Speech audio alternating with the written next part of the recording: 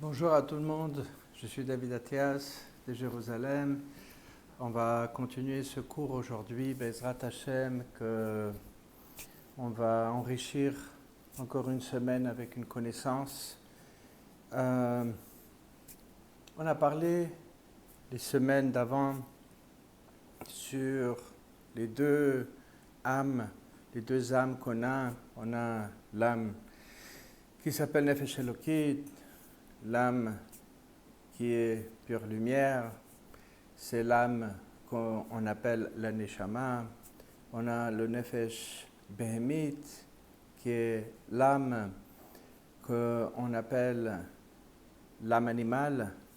Et on a parlé comment que les deux âmes sont très différentes dans leur façon de fonctionner. Il y a une âme qui cherche la Rouhaniout, la spiritualité, elle veut se brancher à la lumière. Et il y a l'autre l'âme, qui est l'âme animale, qui cherche tous les besoins de base. Et la dernière fois, je vous ai passé un mashal, un exemple, que pour que ces deux âmes ils puissent communiquer, ils ont besoin d'un intermédiaire. Et l'intermédiaire, j'ai dit, c'est comme une feuille d'un arbre qui va ramasser les rayons du soleil, symboliquement, bon, pas symboliquement, en réalité, ce qui se passe. Et ces rayons du soleil, ils vont entrer dans la feuille qui va intégrer ces rayons. Cette feuille va transmettre cette lumière à la racine qui se trouve dans la terre, où il n'y a que l'obscurité. Et une fois que la racine elle reçoit la lumière du soleil, donc elle va, entre guillemets, briller, elle va vivre sous la terre. Donc ce intermédiaire de la Neshama, c'est la Torah, les mitzvot, les Maasim Tovim. Et je pense que c'est important de mettre ici un dagesh, de souligner que faire des bonnes choses, c'est important. Mais ce qui est très important, c'est de faire les bonnes choses, les Shem Shamaim, c'est-à-dire de les faire parce que c'est Kadosh Baruch Hu qui nous a commandé cette chose et pas parce que c'est confortable pour nous. Parce que quand la personne, elle fait quelque chose pour soi-même, donc il ne le fait pas pour Kadosh Baruch Hu. Et l'importance ici de comprendre quand on parle de la Torah, des mitzvot, des bons actes qu'on va faire, du chesed, le bien qu'on fait aux autres. Sans ça, on ne peut pas vraiment vivre dans la, entre guillemets, lumière. Encore une fois, je fais un petit rappel que quand dans la Torah, on parle de la lumière, on ne parle pas de la lumière qui va me permettre de voir la journée mieux. La lumière, c'est une unité d'information, donc ça va me permettre de connaître, et quand je vais connaître, je vais savoir, et quand je vais savoir, je veux pouvoir gérer les problèmes de la vie. Une grande question qui se pose dans ce travail sur soi, c'est comment savoir, est-ce que ma pensée, elle vient du côté du nefesh, de l'âme animale, ou est-ce que ma pensée, elle vient du côté du sechel qui est branché à la lumière de Hachem, donc la neshama, le nefesh elokit, d'où vient ma pensée? Maintenant, encore un petit rappel, ce qu'on a dit la dernière fois, c'est qu'il y a deux âmes, mais il y a une âme qui est intermédiaire, qui est entre guillemets virtuelle, mais elle est là. C'est l'âme de la pensée, la nefesh sikhlit, qui va en fait, elle, recevoir de la neshama, transmettre au nefesh, d'accord, à l'âme animale, recevoir du nefesh de l'âme animale et la transmettre à la neshama. C'est comme traducteur qui va traduire de différents langages pour qu'on puisse quelque part communiquer avec notre âme lumière, qu'on appelle la Neshama, et que notre âme lumière aussi, elle peut communiquer avec notre conscience. La grande question, c'est où se trouve vraiment dans le corps, selon les sages, cette âme animale et l'âme lumière, ce qu'on appelle la Neshama. Et tous les sages nous disent, Balatanya, dans le Périctète, Ramchal, j'amène tous les grands sages parce qu'il n'y a pas de conflit là-dedans.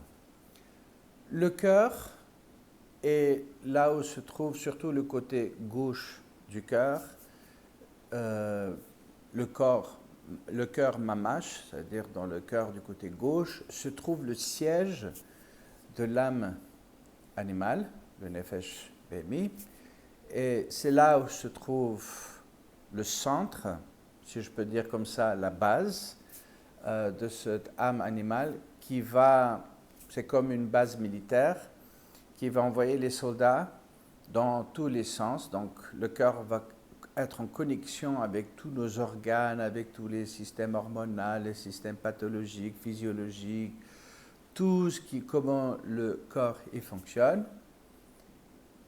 Alors que l'âme de la Neshama, la lumière, l'âme Nefesh Elokit, elle se trouve dans le cerveau, dans la pensée, dans le corps sikhlit, dans cette force de la pensée. Parce qu'il faut savoir qu'il y a des forces qui vont faire fonctionner les organes. C'est-à-dire, si j'ai des yeux, c'est parce qu'il y a une force spirituelle, Rouhani, qui s'appelle Koach Reiya, qui va donner une force à nos yeux, et nos yeux vont pouvoir voir. De la même façon, dans notre pensée, il y a le cerveau, c'est là où se trouve l'ordinateur, d'accord? Mais cette force, Koach HaSechel, Koach Sikhli, Nefesh HaSikhlit, elle va avoir une influence directement sur le cerveau. Donc, dans le cerveau, dans la pensée consciente, se trouve cette âme, l'influence, la base de cette âme élokite. Et il y a la guerre entre le cerveau et le cœur. Et là, on va connecter d'où on a commencé tous ces cours. Pour ceux qui se branchent maintenant, ça vaut la peine de reprendre le premier cours pour voir la progression, sinon vous allez peut-être être un peu paumé. La guerre dans notre corps, c'est vraiment la guerre d'étoiles entre la lumière et l'obscurité, entre la kedusha, la pureté, et la sitra, achra. Sitra, achra, c'est-à-dire l'autre côté de dark side de notre âme, l'âme qui est obscure. Et il y a la guerre qui va être en contrôle. Et les deux peuvent avoir l'influence sur l'autre. C'est pour ça qu'on a dit qu'il peut y avoir deux positions dans notre corps, où ça va être la position l'émer, le lève, le cœur, moach, qui va commander au cerveau, kaved, c'est les impulsions.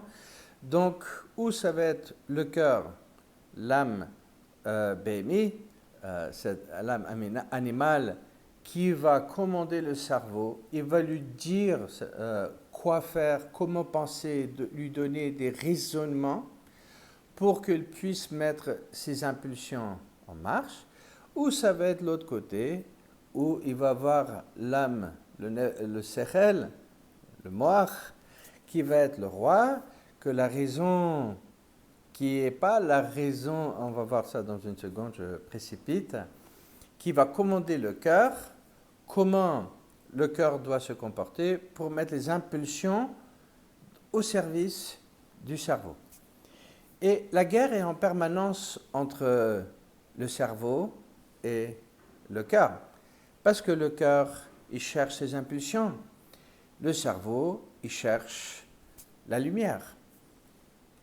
Comment détecter? Comment faire cette différence? Parce que, vous savez, beaucoup de fois dans notre vie, on a l'impression, et je dis on a l'impression qu'on est vraiment en train des choses conscient, posé, réfléchi, et en fait, ce qu'on est en train de faire, on est les servants de notre cœur qui nous commandent mes désirs. Et on est tellement sûr qu'on le fait, les Shem Shamaim, au nom du ciel, au nom de Hachem, et on fait ce qui est bien, on fait ce qui est juste, on fait comme il faut, et à la fin, on va trouver qu'on s'est trompé et qu'on a fait une grande erreur.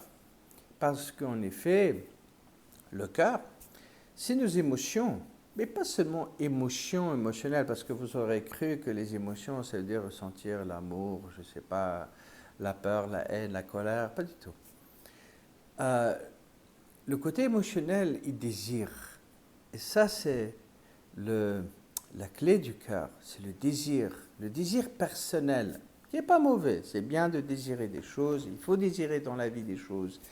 On ne peut pas vivre sans désir, mais il faut garder dans la tête que la question qui doit être dans la tête, c'est est-ce que ce désir, il vient de mon âme animale, de ce Yetzer Hara, de la Sitra Achra, elle vient de Satan qui habite dans ce côté gauche du cœur. Et on a dit que ce Yetzer Hara, on n'a pas dit, mais c'est un ange.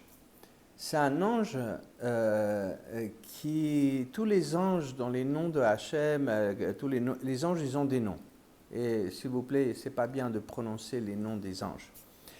Le mot Satan, ça veut dire l'astin, c'est celui qui est là pour juger les autres pour mal. Il y a le procureur qui va dire il a fait mal et tout ça. Donc Satan, c'est celui il condamne, pas le juge, mais le procureur. Mais tous les anges, ils vont finir avec 2 lettres Aleph, Lamed, qui veut dire, le mot El, ça veut dire ce qui est de Hachem. Comme le mot est Elohim, et le Aleph, Lamed qui se trouve là-bas. Et en fait, si le cerveau, la lumière, elle prend contrôle de l'âme animale, il va effacer les premiers que je ne veux pas prononcer, le nom de ce Yetzer Hara, il va rester que le Aleph Lamed, et ce Aleph Lamed, ça devient la pureté. Et ça, c'est ce qu'il a dit à David Ameler, Halal Libi, Halal Bekirbi. Il a réussi, Halal, ça veut dire un tombeau.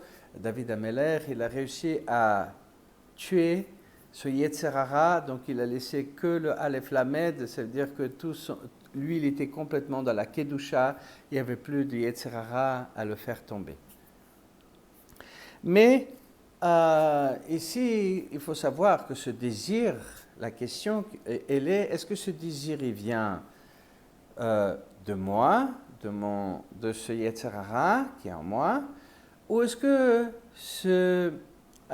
cette pensée, elle vient de la volonté de Kadosh Baruch Hu, du désir de Hachem, et si ce désir de Hachem, cette lumière, elle entre en moi, automatiquement, la racine, elle reçoit la lumière des rayons de Hachem, à travers les mitzvot, la Torah, et là, la racine, elle commence elle-même à briller parce qu'elle est pleine de lumière, même qu'elle se trouve dans un endroit obscur sur la terre.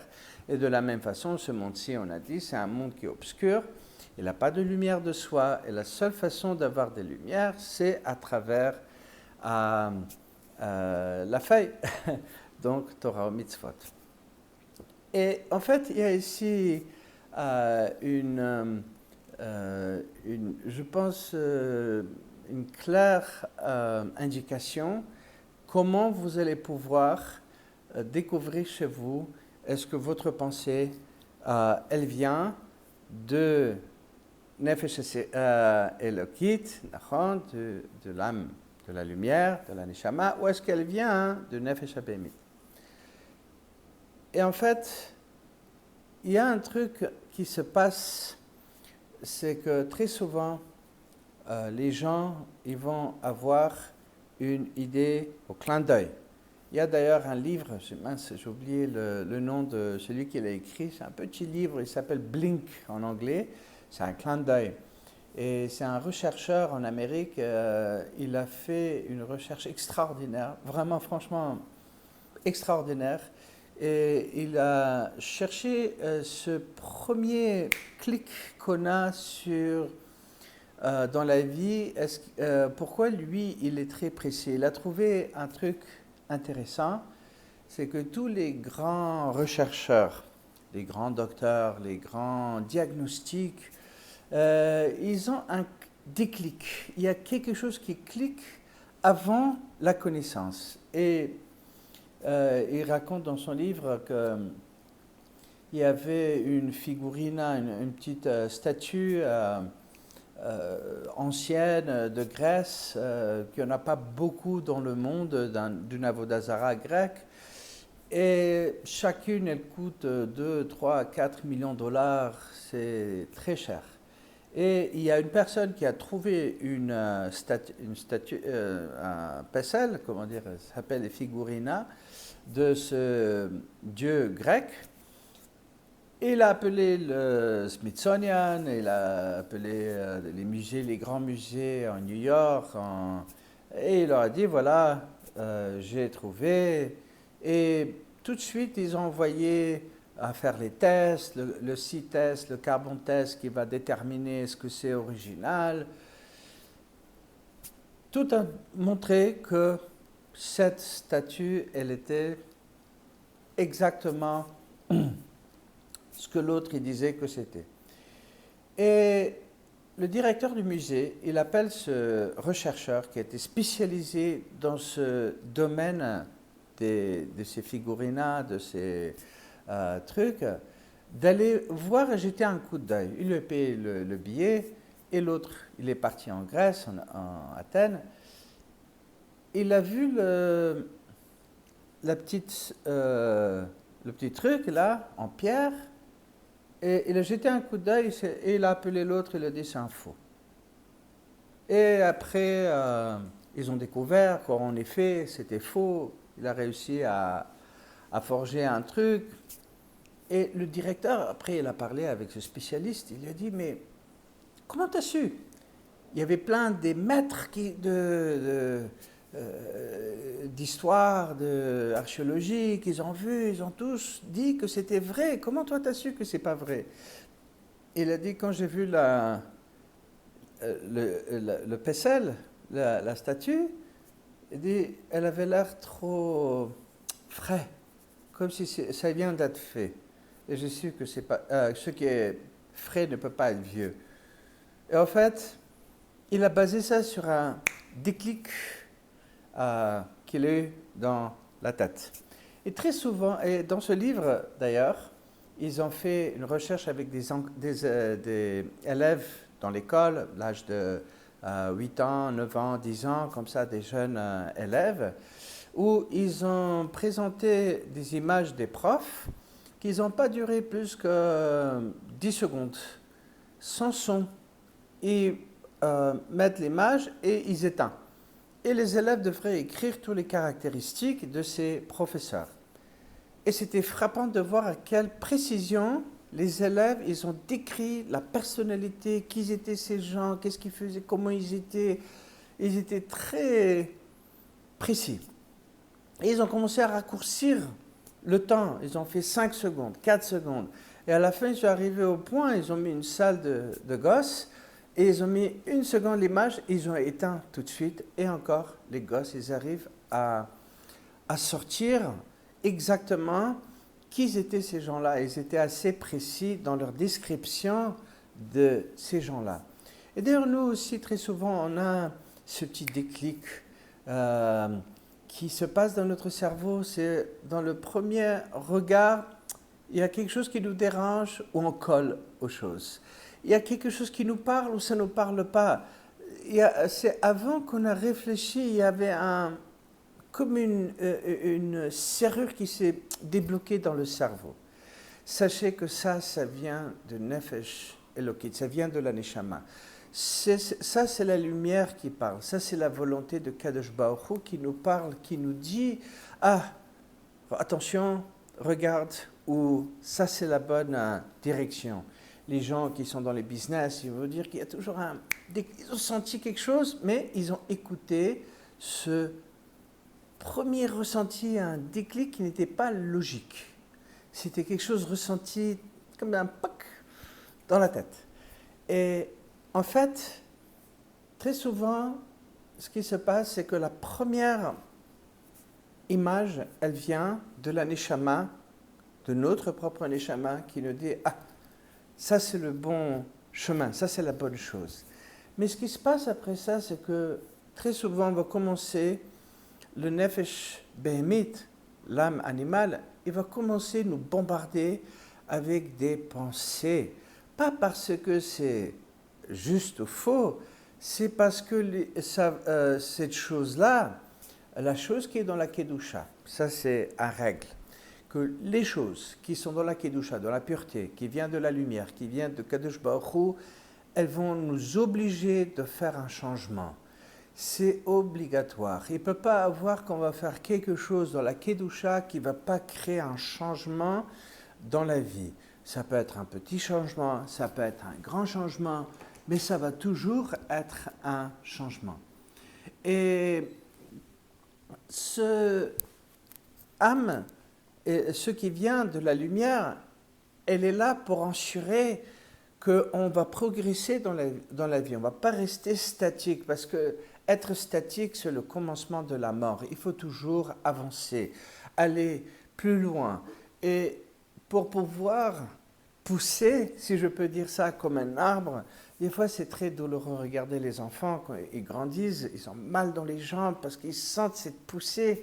Ça tire, c'est une bonne chose, mais elle est douloureuse. Et l'âme animale, elle ne veut pas de douleur, elle ne veut pas de changement. Elle veut garder le côté statique parce que c'est l'obscurité, c'est la routine. C'est de faire les mêmes choses que j'ai l'habitude de faire et surtout de nourrir ce Yetzer Hara qui est en nous sans arrêt. Donc, il y a très souvent un déclic qui se dépasse où on va voir que la chose, elle est bien pour nous.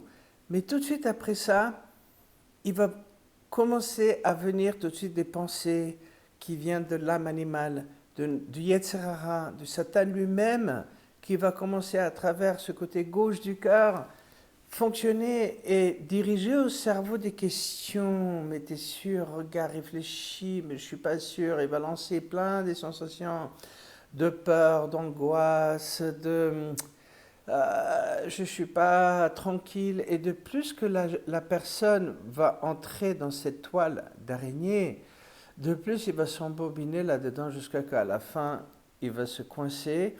Et s'il n'était pas dans la zrizo, dans la précipitation d'écouter son premier déclic, il va s'embrouiller et il ne s'en sort pas de cette toile d'araignée. Et là, c'est vraiment une grande clé de la vie, de comment avancer, comment faire des choses fonctionner. Je me rappelle, il y avait une histoire d'un rav, un tzaddik, qui s'appelait Nahum de Tchernobyl, c'est ça. Et c'était un rav qui recevait des gens, c'était un tzaddik, il était pauvre, il n'avait pas beaucoup d'argent, et il raconte sur lui qu'il avait plein de dettes, et il souffrait énormément parce que il n'était pas quelqu'un qui courait après ce monde-ci, il courait pour aider l'âme Israël, pour donner, pour être là pour les autres. Et les gens, quand ils venaient se conseiller avec le Rav, ils donnaient au shamash une petite somme d'argent, un peu, quelques roubles, je crois que c'était en Russie cette histoire, comme ça, comme une tzedaka, pidyon nefesh, pour aller voir le Rav. Et un jour, il y a un homme qui est apparu et il avait amené une grande somme d'argent. Et il a donné au Shamash. Le Shamash, il a vu l'argent, il a dit Baruch Hashem, Odol Hashem Kitov, on va payer les dettes pour que le Rav puisse sortir de ses dettes, continuer à travailler, étudier la Torah. Et donc il a reçu l'argent, il est parti chez le Rav, il lui a amené l'argent, il lui a dit regarde, ça c'est le Pidyon Nefesh de celui qui va venir. Et l'autre il est venu, il a vu le Rav, il est parti. Et à la fin de la journée, le Shamash il entre chez le Rav et il lui dit Rav, est-ce que je peux avoir l'argent? Je voudrais aller payer tous les dettes, comme ça on finit avec les dettes. Et le Rav l'a regardé et dit j'ai pas d'argent. Il dit, ça veut dire quoi? Il y avait l'homme qui est venu, il a amené plein d'argent. Où est l'argent? Il a dit, tu sais, il y avait une personne qui est venue aussi un tzaddik et il a demandé la bracha pour cette somme d'argent, sans savoir que l'arabe il avait dans son tiroir cet argent. Il a demandé et il avait beaucoup de problèmes, de dettes. Et j'ai senti dans le déclic que cet argent c'était pour lui. Et j'ai pris l'argent, je lui ai donné. Et l'autre, il a commencé à sauter. Le gaba, il dit, mais le Rav, on a des dettes, on doit payer. Comment? Vous avez donné l'argent à quelqu'un d'autre? Il dit, écoute, quand j'ai vu cette personne et qu'il m'a raconté ses problèmes, j'ai eu le premier déclic, j'ai compris que cet argent, il appartient à cette personne.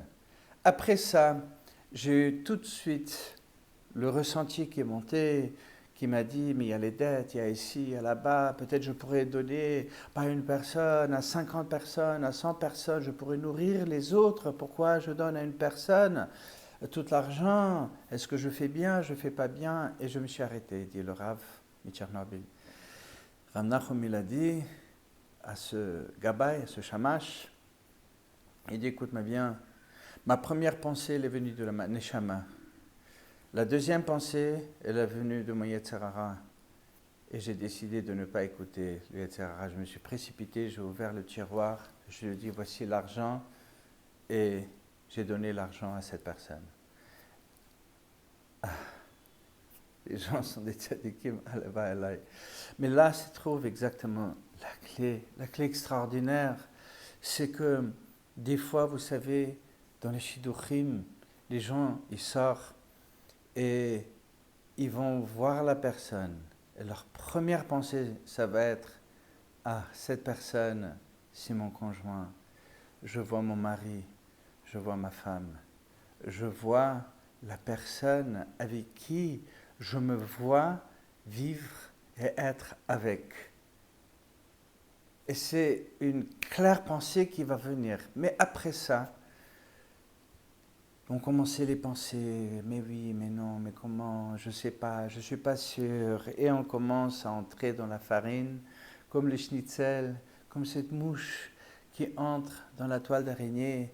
Et de plus que le temps il va passer, les gens ils vont commencer à se sentir qu'en fait, ils sont en train même d'aller pour la bonne cause et qu'ils ont raison. Et ils vont repousser les conjoints, ils vont repousser les shidour et ils ne vont pas savoir qu'ils ont raté le shidour que Kadosh Baruch Hu leur a envoyé. Pourquoi? Parce qu'ils ont écouté l'âme animale qui va donner des raisonnements. Mais comment je vais faire? Je dois changer. Et puis je dois...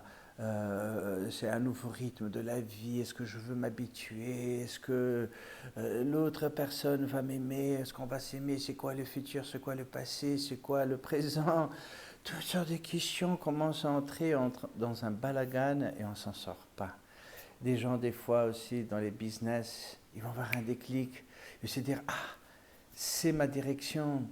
Et après, ils vont dire, mais comment je vais faire si ça, ils commencent à vérifier. De plus qu'ils vérifient, ils commencent à entrer dans des doutes. Et en plus, ils ont des bons amis qui ne vont rien faire d'autre que de les entrer dans les doutes. Ils vont commencer à douter tout. Ils vont rater le business et quelqu'un d'autre va le faire.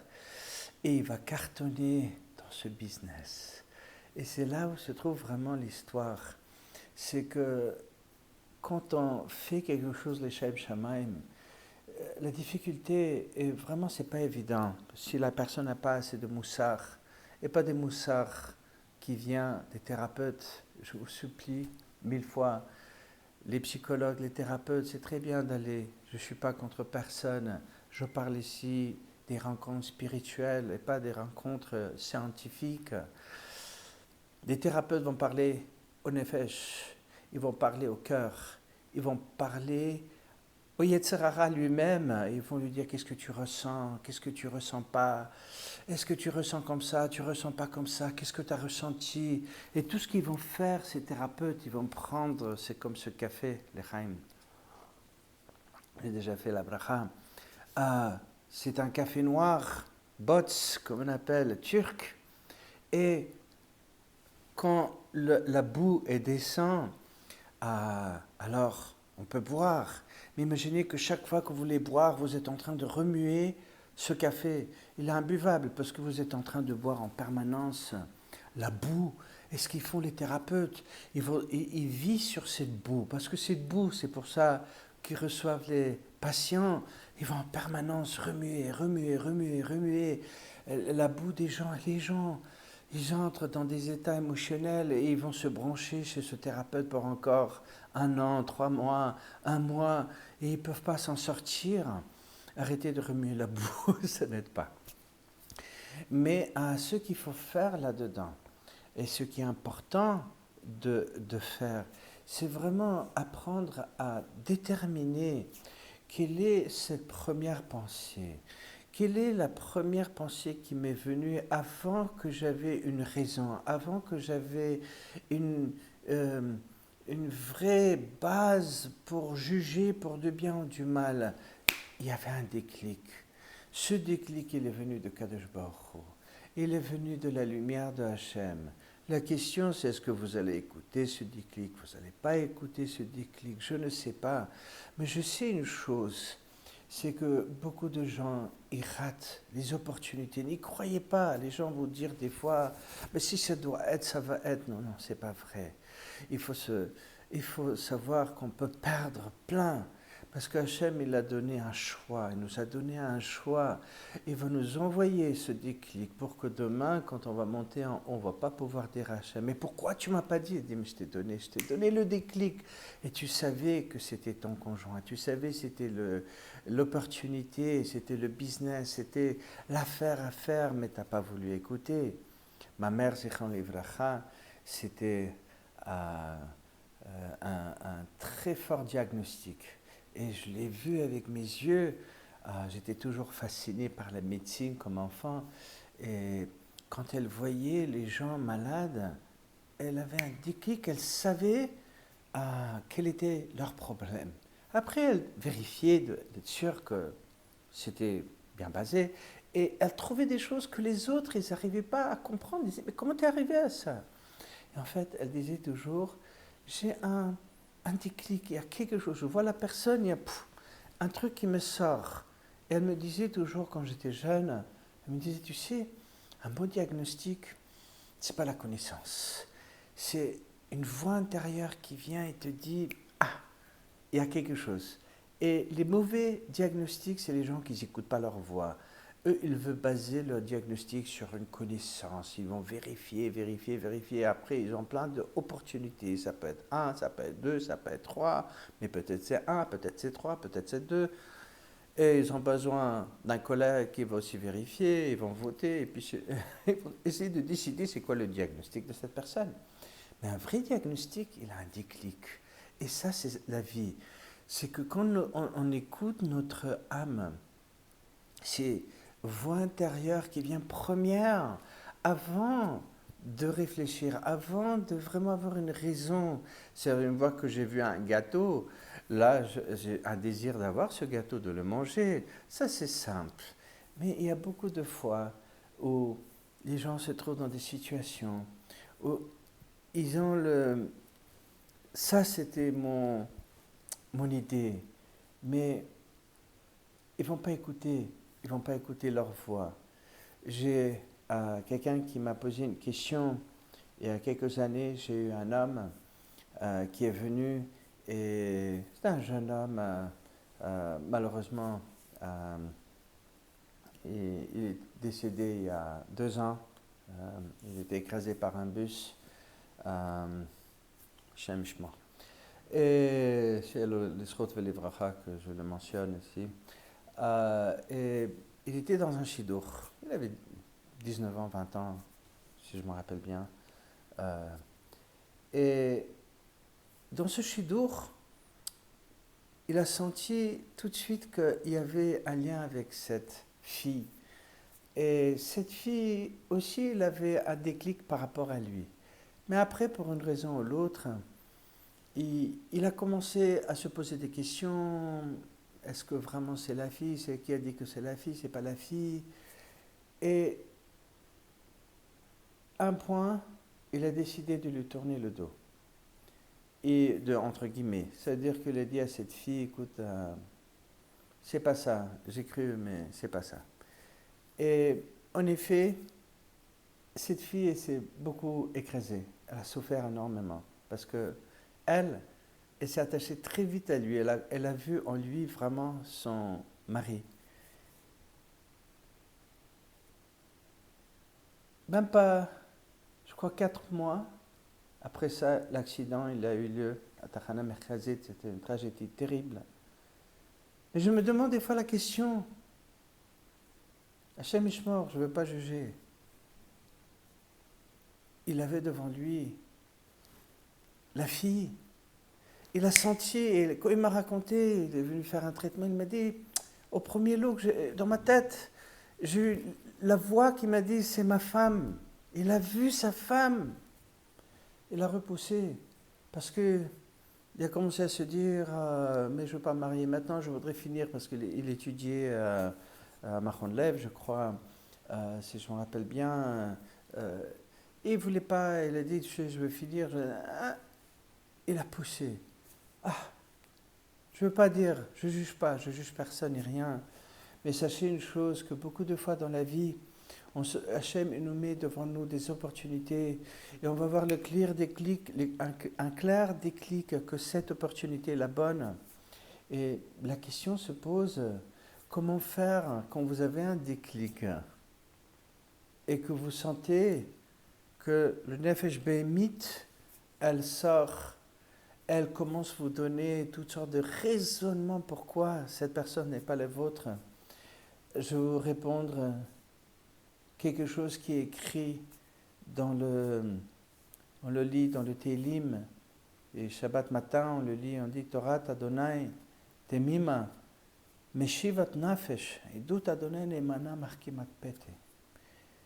Et le verset dit que la Torah de Hachem, elle est pure.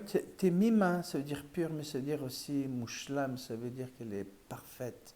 C'est une perfection.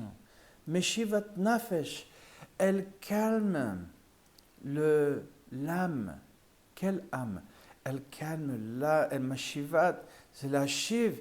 Elle fait que l'âme animale rentre dans sa cage. Elle se calme. Elle ne peut pas avoir la capacité de contrôler. Et le passage qui dit Edut Adonai Neemana, il dit le témoignage de Hachem, que la personne il vit dans la réalité de Kadosh Baruch Hu, qu'il va voir en permanence devant lui Kadosh Baruch Hu, Shiviti Adonai Lenegdi Tamid. Ça veut dire quoi? Je dois mettre toujours devant moi la présence de Hachem. Je dois en permanence voir Kadosh Baruch Hu qui est présent devant moi. Parce que si cette présence, elle n'est pas une réalité, elle n'est pas une vérité, sachez une chose, vous allez tout rater complètement. Donc, Edut Adonai, Neemana, elle est Neeman, ça veut dire, elle va, j'ai oublié le mot, elle est véritable, elle ne va pas me mentir, elle ne va pas me guider dans le mauvais sens. Elle est Neemana, elle va me guider dans le bon sens, elle va me montrer, rappelez-vous qu'on a dit que mitzvah, ner, Torah, or, que la lumière de Hachem, elle est toujours là pour ouvrir le chemin, dire voilà, tu vois, ça c'est ton conjoint, tu vois, ça c'est ton chemin, tu vois là, c'est la place où tu dois être, là-bas c'est le pays où tu dois y arriver, ici c'est le travail que tu dois faire. Et quand ils vont s'allumer, c'est un phare qui s'allume, juste assez pour moi de voir, c'est comme les flares dans la nuit, quand on tire, ça va illuminer un tout petit peu, et puis ça redevient obscur, mais ça y est, j'ai vu le terrain, j'ai compris, c'est le bon chemin. Je dois maintenant aller, je ne dois pas regarder l'obscurité, je dois me rappeler, j'ai vu un chemin, j'ai vu où ça se trouve, l'objet, le cible que je dois y arriver. Et le verset il finit avec marqué ma peti. Elle va effacer le peti. C'est peti, c'est bien, c'est en français, le mot petit, c'est le petit cerveau. C'est le cerveau qui se bat avec toutes sortes de logiques de est-ce que c'est juste, c'est faux, les doutes, les peurs, mais comment on va faire? Les gens, ils veulent la clairvoyance. Et il commence à entrer dans l'obscurité. Et pire que ça, ce petit cerveau, il va nous donner une sensation comme si on est en train de se battre pour une cause qui est juste. Et on ne se bat pas pour une cause pour juste, on est en train de se battre avec la toile d'araignée jusqu'à qu'à la fin on va se rendre compte qu'on a tout perdu. Et on a tout perdu parce qu'on n'a pas écouté le premier déclic qui était là, qui était le bon déclic. Il n'a pas menti, il a dit la vérité. Ce que nous, on a décidé de ne pas regarder ces flares de Hachem qu'il a tirés. On décide d'écouter cette âme animale. Et là, c'est important que dans cette bataille entre le cœur et le cerveau, il soit branché vraiment à la Torah, de voir Hachem pas pour nous justifier, parce que les gens, ils font plein de choses le Shem Shamaim, comme mon Rav David Shalem, Shachem Echioto, il dit toujours, les gens ils font les choses, les Shem Shamaim, mais pas Kirtson Shamaim. Ils font au nom de Dieu, mais pas selon la volonté de Hachem. Il faut faire selon la volonté de Kadosh Baruch Hu. Qu'est-ce que Hachem il veut de moi? Et sachez une chose, Hachem il n'est pas aussi silencieux que vous les croyez. Il nous montre le chemin. C'est nous qui décidons de boucher les oreilles, de fermer les yeux. Atomé Enaim, comme il dit le verset. On se ferme les yeux parce qu'on décide que ce qui est juste, c'est ce que moi j'ai décidé, ce qui est juste, et pas ce que Hachem m'a montré. Parce que derrière tout ça se trouve le désir de ne pas changer mon chemin, de ne pas changer mes habitudes, de ne pas changer ma vie, de ne pas aller dans une autre direction. Parce que ces directions, elles demandent de moi un nouveau changement, une nouvelle naissance, de commencer à un niveau zéro, de nouveau de construire. Mais c'est comme ça, les Hachem, qu'Hachem va nous donner la force de l'Ekayem, comme il dit le verset Pikoudé Adonai Yesharim, Mesamechelev, que les gens qui cherchent Hachem, qui sont droits avec Hachem, ils ont le cœur joyeux. Et Mitzvat Adonai Bara Meirat Enaim, il dit que la mitzvah d'Hachem vient de Yirat Hashem, de vraiment mettre, encore une fois, comme j'ai dit une fois, Yirat Hashem ne veut pas dire d'avoir peur de punition, de l'amour vers Kadosh Baruch Hu, de voir Hashem. Et beaucoup de nous aussi, je finis avec ça, ils voient la Torah, le émettent la Torah, l'aimer des mitzvot, mais après ils se disent, je dois vivre comme ça, je dois maintenant commencer à faire des brachot, je dois maintenant faire attention à ceci, cela. Chola, relou, ça c'est le verbe en français. Et ils commencent à se justifier pourquoi ils ne veulent pas se brancher à Kadosh Baruch Hu. Et au lieu de se brancher à la feuille, ils coupent leur propre feuille et la racine, doucement, commence à entrer de l'obscurité. Et c'est pas bien. Il faut rentrer de la lumière. Le rayon de soleil, il est nécessaire. Je vous souhaite une super sympa semaine, que Hachem vous protège, et que Hachem donne à tout le clan d'Israël, peu importe où vous êtes, que de la joie dans votre cœur, que vous apprenez, que nous on apprend tous à écouter ce déclic premier. C'était le bon déclic. Il n'y a pas de faute. L'Ishua Techa Kiviti Adonai. Au revoir.